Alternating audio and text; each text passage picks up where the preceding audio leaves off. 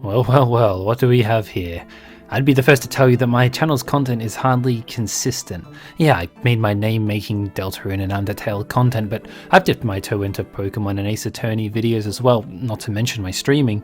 You'd think in that case that I'd want to roll with something that's actually graced my channel before and, capitalize on an existing audience. Unfortunately, I'm at the whims of my creative juices, and they are fickle indeed.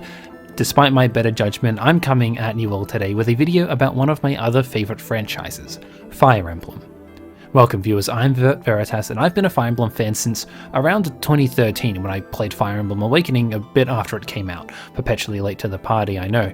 However, the franchise captured me much like Rallyman, and since then I have played almost every Fire Emblem game.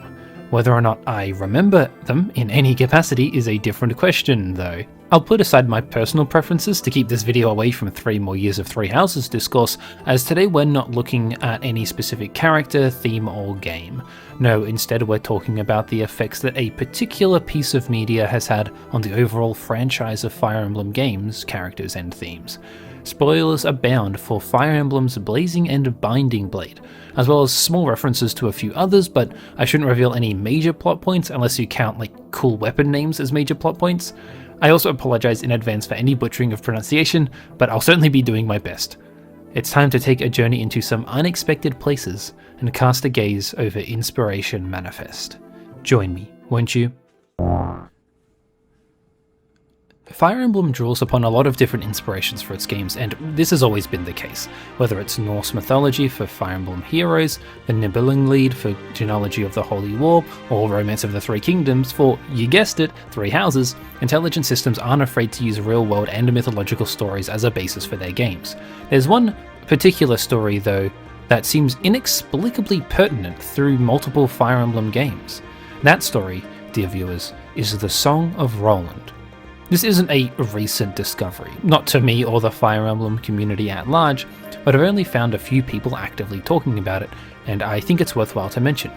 For those who are unaware, the Song of Roland is a Sanson de Geste, essentially an epic French poem about the exploits of the paladin Roland, set in around the year 1778. These types of texts were relatively common in France at the time of its writing, around 1040, and the Song of Roland is typically regarded as the oldest surviving piece of French literature.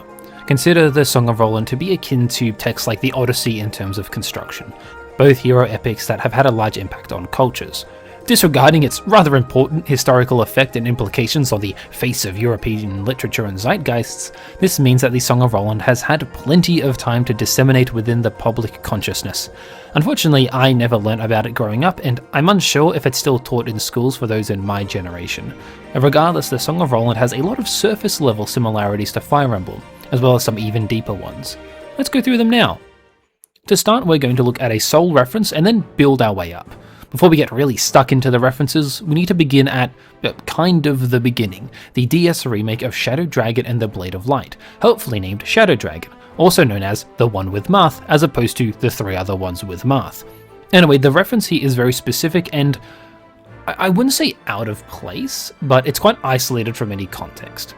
You see, there's an axe that's used by the Macedonian royal family, most notably by my girl, Princess Minerva, known as Hauteclaire. It's said to rival the power of the 3 regalia, 3 powerful holy weapons of Arcania, and although it's been kind of retconned into the franchise, it's become a very prevalent weapon, appearing in Awakening, Three Houses, and Heroes. The name Hauteclaire comes from, as you could guess, the Song of Roland. It's the personal weapon of Oliver de Vienne, a close and wise friend of Roland, and also a sword, not an axe, but Fire Emblem doesn't care about consistency that much. Interestingly, the other major weapons, the regalia, have nothing to do with the Song of Roland. 2 of them, Mercurius and Gradivus, are named after gods, Mercury and Mars respectively, with Parthia named after the Parthian Empire, who had notoriously good archers?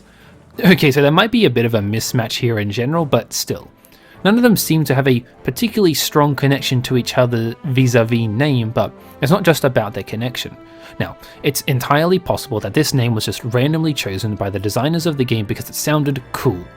However, I think it's more than just that. With the other 3 having varying levels of clarity regarding their etymology, Hauteclaire is bold and obvious. If you know the Song of Roland, then you know that this weapon is kind of a big deal. It's also intuitive that whoever does end up using it would be a wise and strong leader, like the original Olivier. In this case, Minerva fits that bill, being wise enough to side with Marth and his kingdom over her brother who rules Macedon and is eventually defeated. That's all well and good to begin with, but the real treasure trove for us to look at is in the GBA era of Fire Emblem, that being both Binding and Blazing Blade. In terms of where to start though, Blazing Blade has a lot more interesting stuff, most notably the sword Durandal, and this is where it all begins. In the Song of Roland, it's the sword of the main protagonist, Roland, but in Fire Emblem it's the eponymous Blazing Blade and a unique weapon of the arguable main lord Eliwood, and Roy when he's feeling like it. Interestingly, it seems that intelligent systems have mashed up the existing Durandal with Deltarune, a fiery sword of Welsh mythology, hence the whole blazing part of the blade. Why IS did this, who can say, but I think it's important to mention here anyway. There are, naturally, some similarities between Roland and Eliwood to the point where I think it's definitely intentional. Aside from them both being kind of basic, they're obviously the leader of their respective European-esque armies fighting for what they believe in, who attain legendary status. Although Roland dies at the end of his story and Eliwood doesn't, one of the few father figures to not, they somehow both have tragic endings to their tale. Although Eliwood wins the battle, the war is not won, and it falls to his progeny to finish the fight due to his illness, and, depending on the pairings, may have to watch his dragon wife die. Not as many of those in the Song of Roland. The reason I'm talking about this first is that it's, in my opinion, the thing that begins the train of noticing all the other references that we're going to get into. There is also, well, just straight up a character called Roland, albeit in the past. He founded Lycia, which is where Eliwood is a lord of, and Durandal was originally his weapon that was eventually passed down to Eliwood. He fought a bunch of dragons in an event known as the Scouring as one of the powerful 8 legends, and yet again, like original Roland, didn't die at the end, which worked out pretty nicely for him. This elucidates why exactly Eliwood has a sword called Durandal. It's not originally his. I can kind of understand the idea of, hey, let's name the 8 legends after old literary figures, and so naming the weapon seemed like a no-brainer. Frankly, I'm surprised that there's no legend called Arthur with Excalibur. That's a book, obviously. Although this isn't solely Song of Roland focused, I do want to quickly go through the other 8 legends and show you their inspirations. Lady Elamine, notoriously seen in Mario Kart Double Dash, seems to be the only exception to this literary name rule, as I couldn't find any evidence of her being tied to a legendary epic figure.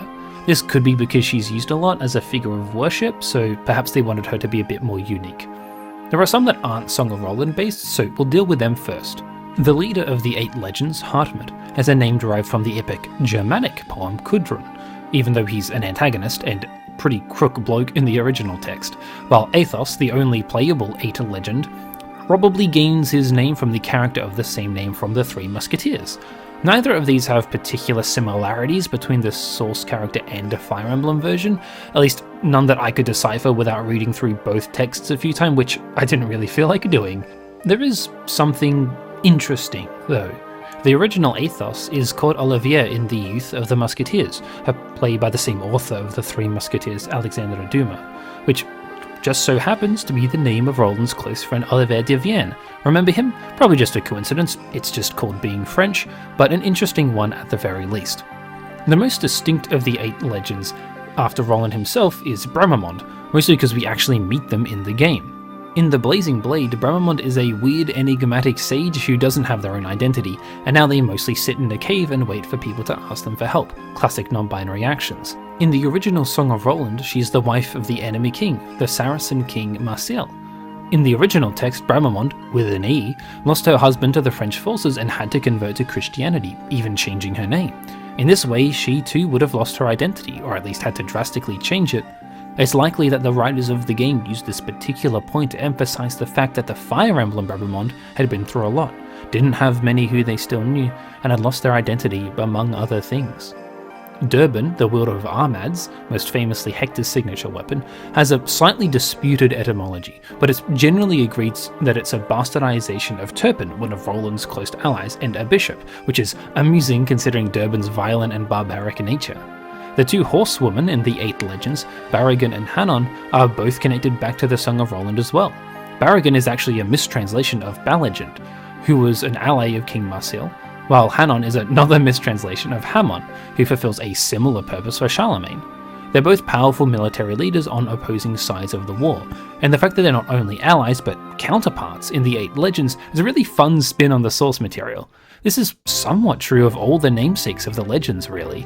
Roland is successful in his crusade, Durbin is a bloodthirsty warrior, Hartmut is a noble and good leader, Bramamond is a powerful yet ominous sage, Athos is a wise old man with a conscience, and Barrigan and Hanon are steadfast allies. Speaking of Hanon, there's an additional weapon reference in Mullagir, a bow that only appears in the Binding Blade but is often wielded by Lyn in other games. It's kind of become her most notable weapon since intelligence systems need as many non-sword wielders as they can, but the connection with the Song of Roland isn't immediately obvious. Mullagir is a corruption of the name Murglis, a sword wielded by Ganelon, Roland's stepfather and narrative traitor. A lot of the weapons in the 8 legends actually are named after their respective counterparts. The Lance Maltet, originally Balagan's, is just straight up the same in both versions. Armad's, much like its user, is a corruption of the existing Almace. Ekasux isn't from the Song of Roland, just like Hartmut, but seemingly originating from the Eckenlied, a different epic Germanic poem. The tomes of the other legends, Forblaze, Aureola, and Apocalypse, all have standard non-referential etymologies that you could probably guess just by looking at them. Jeez, oh, that's a lot of names. To take a break from all this blazing madness, it's time for a short trip over to Binding Blade to touch on a particular character. A man called Ogier shows up in the Song of Roland and actually shows up in a lot of other texts and is a pretty big deal, but he makes his first, albeit minor, appearance in the Song of Roland fighting for Charlemagne. Still worth mentioning though, as there's an Ogier in Fire Emblem, and he's from Lycia, just like Eliwood and Roland, even though he fights for a different country. His main thing is fighting for his poor family and doesn't bear a lot of similarities with Ogier the Dane outside a name, still worth mentioning even if they're both pretty minor. I think something that makes the choice of pulling upon the Song of Roland for these particular games makes sense, considering they're the first ones to be localized outside of Japan and are inherently a pairing. It's entirely likely that, to make some of these characters more interesting or easier to understand the narrative significance and intention of, the writers decided to link them to these semi-mythological figures that audiences may be more familiar with. To be fair, if you're playing a swords and magic video game RPG in 2003, then there's a good chance you would be familiar with these epic stories of the past. Additionally, by relying so much on the Song of Roland as a guide for names, it helps those who aren't as used to the trappings of Fire Emblem get a feel for the vibes of the characters and story. This is, oddly enough, a pretty traditional story of gathering an army, facing off against a powerful foe with history at your back, and doing your best. You could end up like Roland, betrayed and fighting to your last breath heroically but ultimately failing. Or you could end up like these majestic 8 legends, truly becoming victorious after inheriting their fight and turning the expectations and odds so stacked against you to your favour. All of these glorious heroes had names of people who ultimately failed in their original incarnations, yet succeeded here. Will you do the same, defying fate? Or will you fall? The answer to that question lies in your hands. And that's the end of that. Thank you all, as always, for watching. This was a fun little random video I wanted to do because I love literary parallels and thought this would be a good place to start in case I ever want to talk about Fire Emblem again. I have no idea how well this video is going to do. My Explorers video, which I was quietly confident in, completely flopped. My Apollo Justice video did very well, probably because I actually timed it properly. I actually wrote this video long before the announcement of Fortune's Weave and Shadow, so people might actually be talking about Fire Emblem this time. I could even release it closer for the synergy, but nah, being smart about YouTube couldn't be me.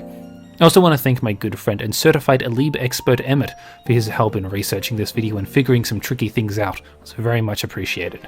Many great tidings and thanks to my legendary patrons Michael Bates, Meggy, Zalgo, Tybee Fitzhugh, and Nigel Robinson, even if this isn't quite what you'd expect from me. If you have any other ideas for future videos, whether it's themes, franchises, or characters, please let me know in the comments down below. Until next time, I've been Vivat Veritas, and I'll see you again soon.